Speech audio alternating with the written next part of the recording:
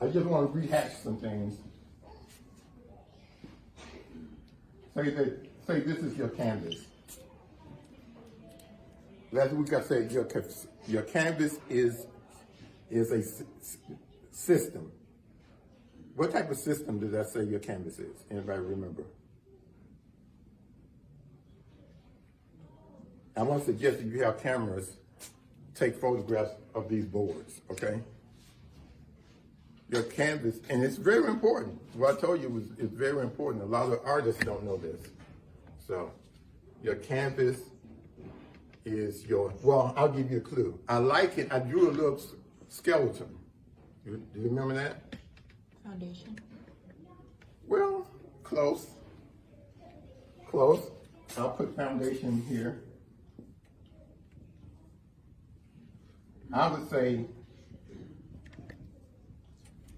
your foundation is your composition. So you put your foundation on your canvas.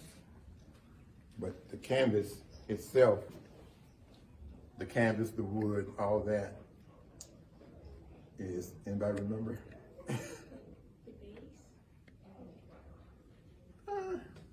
Kind of, sort of. It is a base, but the base, technically, the base, you guys are coming up with some good words, good ideas. I'm gonna say let your base is gonna be your gesso, or your, what is gesso? It's a, what do you call it, gesso? Primer? Primer, right. Your gesso is your primer. So you can put gesso on canvas, and usually, historically, when a person gesso their canvas, they would gesso the canvas, sand it, gesso, sand it, gesso, sand it, to make the canvas very smooth, so that it would be a great base for drawing. They would draw first. But, and so they wanted a smooth foundation, a smooth base. And so that's the gesso, or whatever primer you decide to put on your canvas. So traditionally, that primer would be gesso or oil paint. That's very dangerous for you now. Y'all know about that? They teach you about the oil paint? Yeah, in the white paint.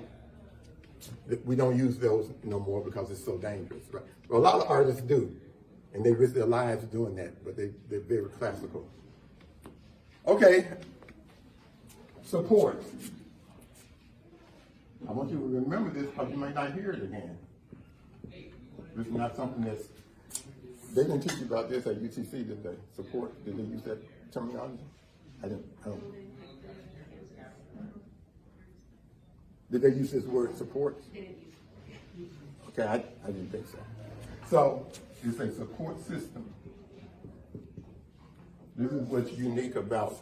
I was going to say that, but I thought Why didn't you say it then? it was wrong. Hey, never think it's wrong. Say it, Always say it. Never be afraid of being wrong. So it's a support, it's a type of system, right? And if you could ever get this concept, man, you get that concept down, all of the art will follow. And what did I say about the human body in relation to support system? Anybody remember?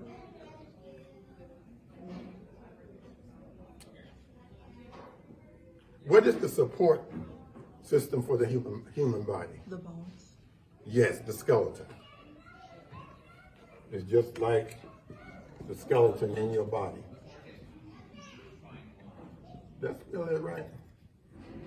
Skeleton, no, skeleton, it's an A, right? How do you spell skeleton? It's an E. Okay, I spelled it correctly then. Okay. So, just like our organs, what did I say the organs inside of the skeleton was in relationship to your painting? This is a Newtonism, okay?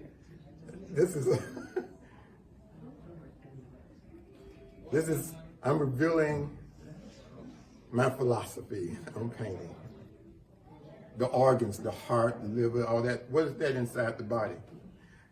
You need those inside of your body, right, to live, right?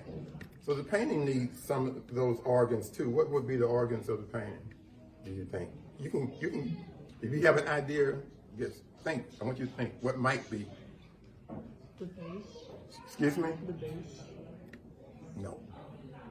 No, the base would be your skin.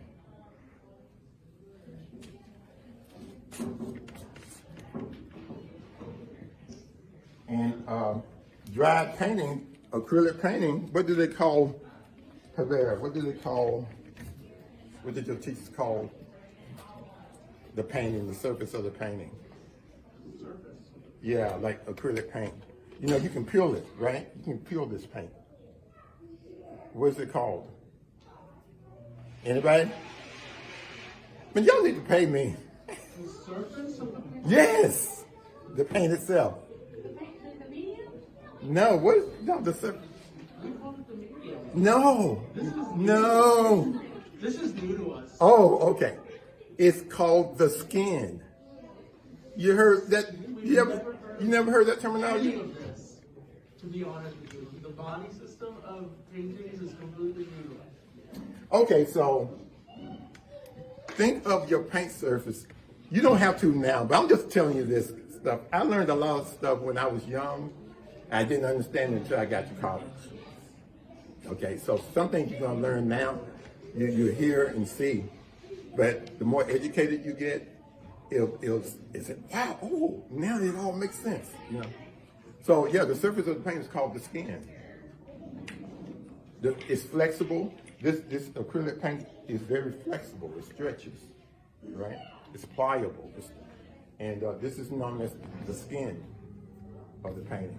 And that's very important to a lot of artists. It's very important to my art, the skin of the painting. Okay.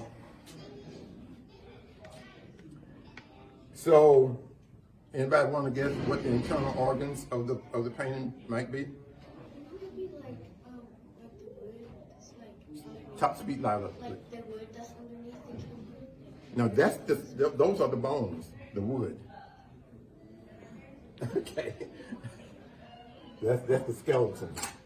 The skeleton is the stretcher bars.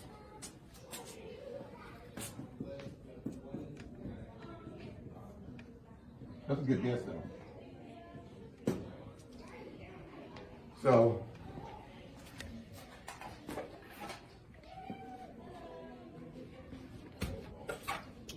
this is the skeleton, this wood here. And you decide, you make the decisions about this, right?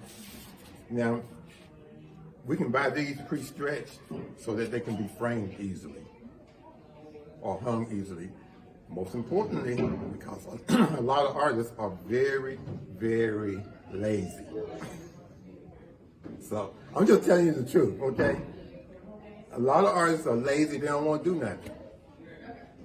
So a lot of paintings are on stretchers that are no good, really. And if they ever sell their work to an institution, like a museum, the museum's gonna have to take it off of those stretcher bars, you know, and re-stretch it. A lot of framers have to do that. They have to take the canvas off the stretcher bars because it's so cruddy. Now, there are some places you can get some halfway decent stretcher bars, you know, and it costs you money. So a lot of artists don't want to spend money when they should, when they ought to. They want to go cheap, you know. And you guys, Splash, we never go cheap because I know how important it is to have the right materials, you know. And that's why you guys are selling art for hundreds and one of y'all for thousands of dollars. Okay,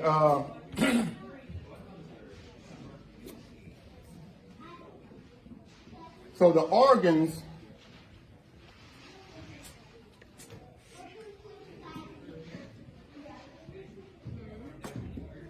will be your ideas.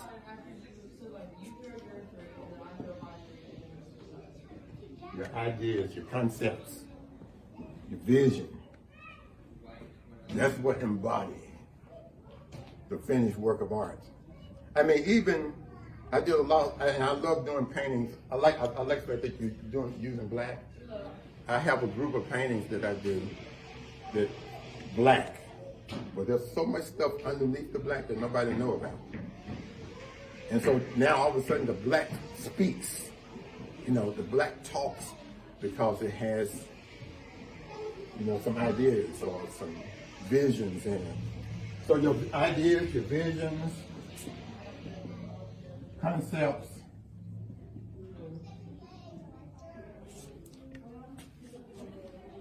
your concepts are, like for today, 2024, concepts are the most important thing today.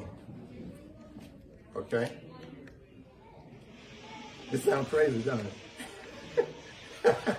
Hey, painting is life. You know, it's a reflection of your life. And then remember, we talked about. I want you to take your. I think I'm doing this so that you can see that there's another way of looking at art. It's not just like a picture. It's not just a picture. You're not coloring. You're painting. So when you're painting,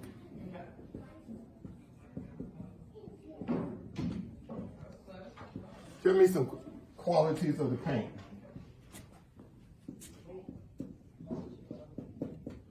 These are your techniques embody some of these qualities. Can you name one?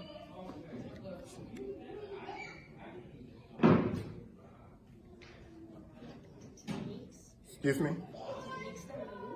Oh, I'm sorry. Talk louder. What do you mean by qualities? That's what I'm asking you. Think about it though. Just think about it. When you're painting, your paint. I already told you one quality. It has a skin.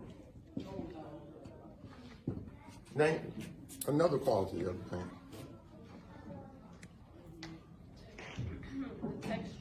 Texture.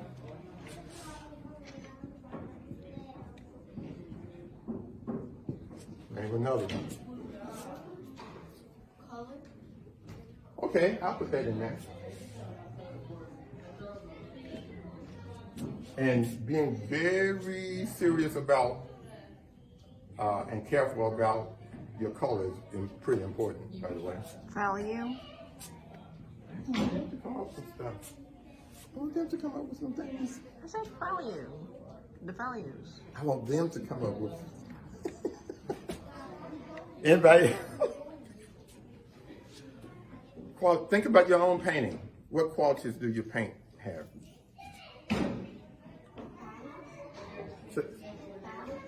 Balance? No, we're talking about the paint itself. Like your hair has quality, right? Qualities. If you think about your hair, everybody's hair in here is different. Even mine. Well, I don't have any, but everybody have some qualities. I have peach fuzz on my head. But anyway, think about it. You mentioned texture.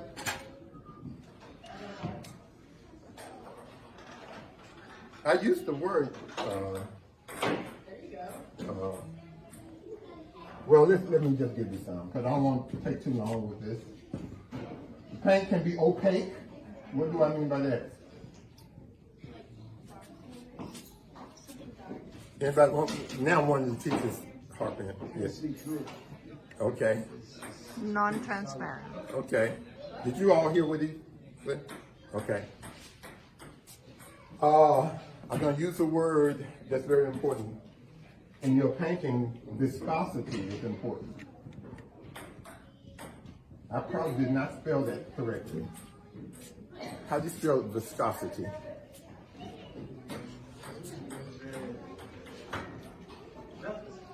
Biscosti is how I spelled it. I spelled it correct? Yes, good. Well, I'm on a roll today.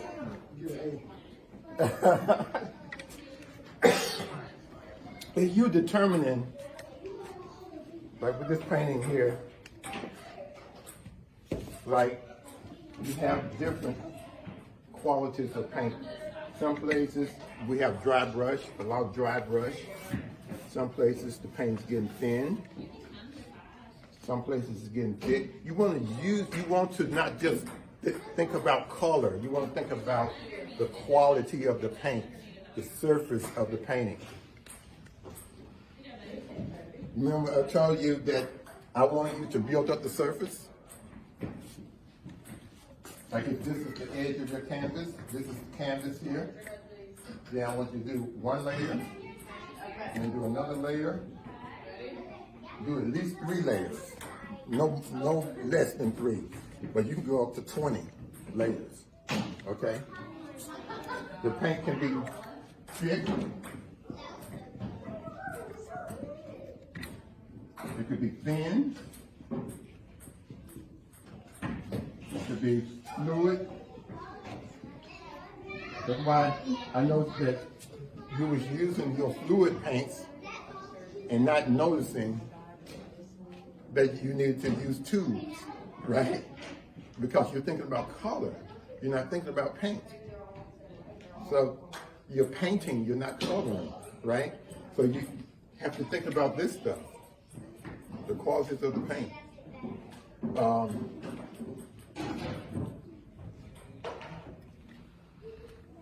And the qualities of the paint creates a surface,